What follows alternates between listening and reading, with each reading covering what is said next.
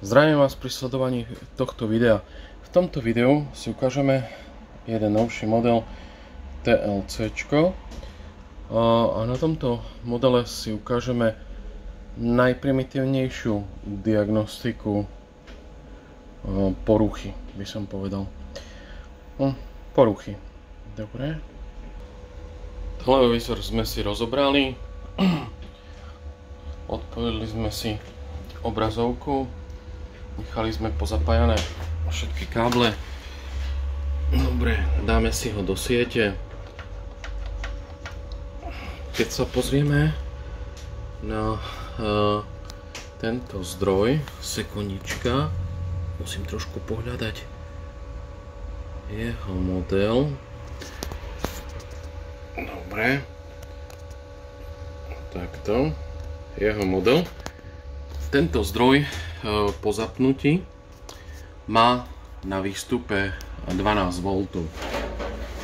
A toho sa práve môžeme chytiť. Jednoduchý meráčik. Mám rád jednoduchšie meráky, ktoré sú. Používam kopec merákov, ale na zisťovanie poruchy používam práve tento.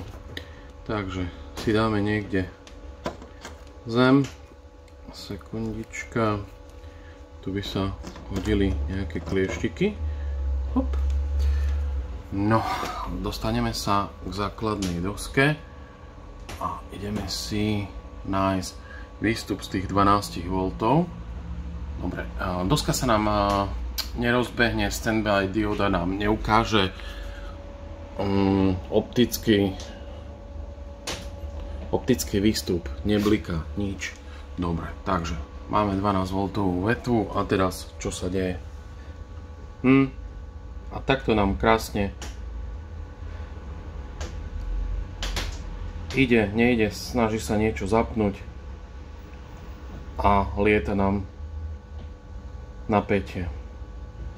Takže v tomto prípade môžeme garantovať, že porucha je práve v základnej doske.